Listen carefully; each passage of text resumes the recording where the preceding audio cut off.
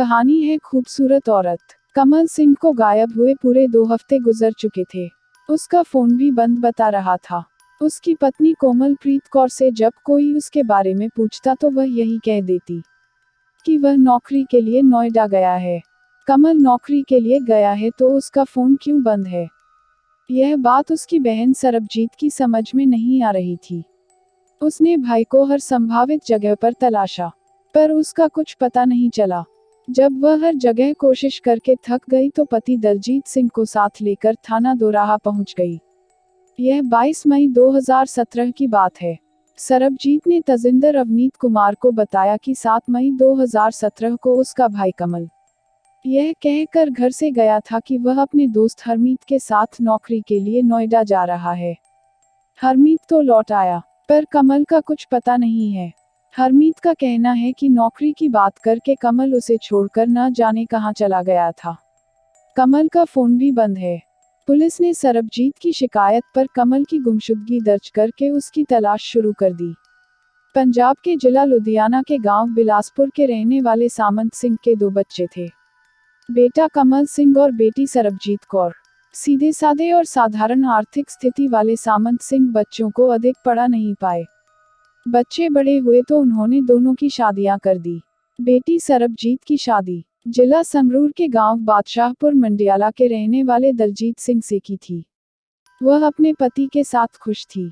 इसके बाद 30 सितंबर 2007 को बेटे कमल की शादी मलहोत के लिहल गांव के रहने वाले दर्पण सिंह की बेटी कोमलप्रीत कौर के साथ कर दी थी।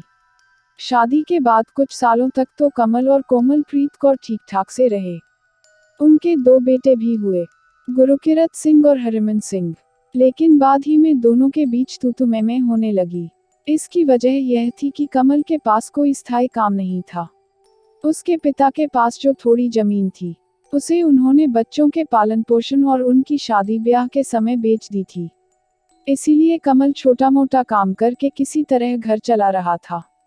तजिंदर अवनीत कुमार ने एएसआई जगजीत सिंह, तरण सिंह, हवलदार ललकार सिंह, समर्थ सिंह, सिपाही गगनदीप सिंह और नवदीप सिंह की एक टीम बनाई और लापता कमल सिंह और घर से गायब हरमीत की तलाश में लगा दी।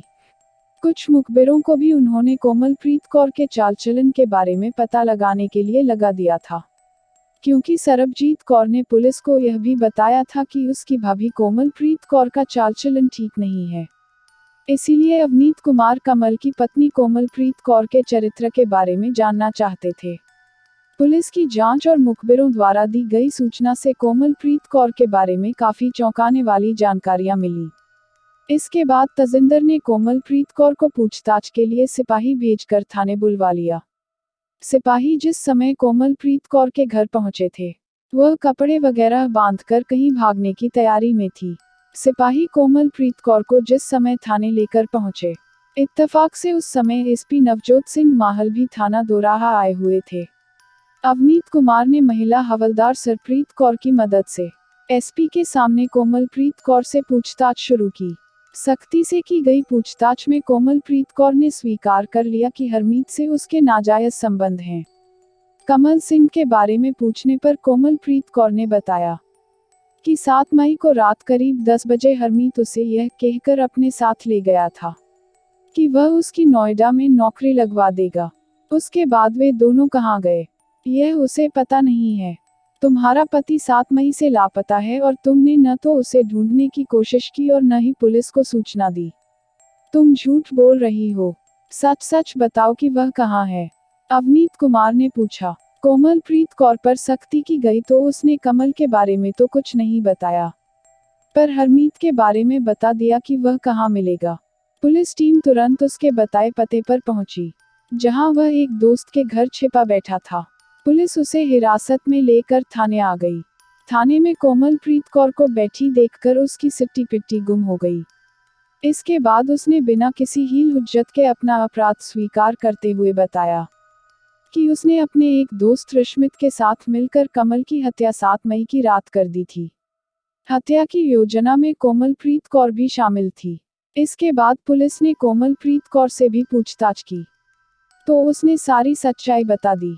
पुलिस ने दोनों को उसी दिन लुधियाना की सक्षम अदालत में पेश कर 2 दिनों के पुलिस रिमांड पर लिया। रिमांड में की गई पूछताछ में कमल सिंह के लापता होने से लेकर उसकी हत्या तक की जो कहानी प्रकाश में आई वह इस प्रकार थी। 2 बच्चों की मां होने के बावजूद कोमलप्रीत कौर की सुंदरता में कोई कमी नहीं आई थी, बल्कि शरीर भर जाने से वह और ज्यादा सुंदर लगने लगी थी। उसे देखकर बिल्कुल नहीं लगता था कि वह 2 बच्चों की मां है। वह हंसमुख स्वभाव की ऐसी खूबसूरत युवती थी, जिसकी सूरत और शरीर से ही कामुकता झलकती थी। गांव में शादी के एक समारोह में कोमलप्रीत कौर की आंखें गांव के ही नौजवान हरमीत सिंह से लड़ गईं। हरमीत कोमलप्रीत की सहेली का भाई था। हालांकि वह हरमीत को पहले से जानती थी, लेकिन उस दिन उनकी जो आंखें लड़ी थीं, उनमें चाहत थी। समारोह के बाद जब हरमीत घर पहुंचा तो कोमलप्रीत की याद में उसे नींद नहीं आई। अगले दिन वह मिठाई देने के बहाने कोमलप्रीत के घर जा पहुंचा। कोमलप्रीत भी जैसे पलकें बिछाए उसी का इंतजार कर रही थी। खुले दिल से अपनी बाहें फैलाकर उसने हरमीत का स्वागत किया। उस समय घर पर कोई नहीं था। कमल अपने काम पर गया था और दोनों बच्चे स्कूल गए थे। घर पर अकेली कोमलप्रीत कौर ही थी। दुनिया भर के जितने भी नाजायज काम या अपराध होते हैं, वे एकांत मिलते ही अंगड़ाइयां लेने लगते हैं। कोमलप्रीत और हरमीत के साथ भी उस दिन ऐसा ही हुआ। चाहत की आग दोनों ओर से बराबर लगी थी, जो एकांत मिलते ही भड़क उठी। दोनों ही दुनिया जहान से बेखबर एक दूजे की बाहों में समा गए। जब अलग हुए तो दोनों मर्यादा लांघ चुके थे। समय के साथ कोमलप्रीत कौर और हरमीत के नाजायज संबंध गहराते गए। स्थिति यह आ गई कि दोनों साथ जीने मरने की कस्में खाने लगे। दूसरी ओर कमल को पता नहीं था कि उसकी पीठ पीछे घर में पत्नी क्या गुल खिला रही है। बाद में जब कमल को इस बात की खबर लगी, तब तक पानी सिर के ऊपर से गुजर चुका था। पत्नी की बेवफाई सुनकर कमल का दिल टूट गया। वह समझ नहीं पा रहा था कि आखिर उसके प्यार में ऐसी क्या कमी रह गई, जो 2 बच्चे होने के बावजूद कोमलप्रीत को यह कदम उठाना पड़ा। हरमीत अच्छी तरह जानता था कि कोमलप्रीत कौर शादीशुदा औरत है। इसके बावजूद वह उसे जी जान से चाहता था। हरमीत दूसरी जाति का था। इसके बावजूद कोमलप्रीत कौर एक दिन के लिए भी उससे जुदा नहीं होना चाहती थी।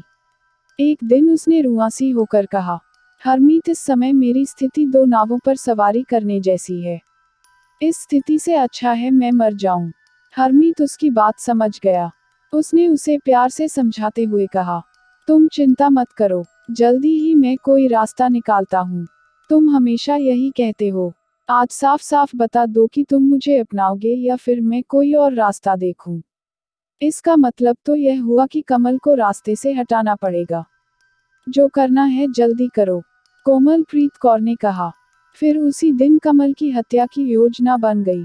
7 मई 2017 की शाम को जब कमल घर लौटा तो कोमलप्रीत कौर ने कहा, हरमीत तुम्हें दिल्ली के पास स्थित नोएडा में 15,000 रुपये महीने की नौकरी दिलवा रहा है।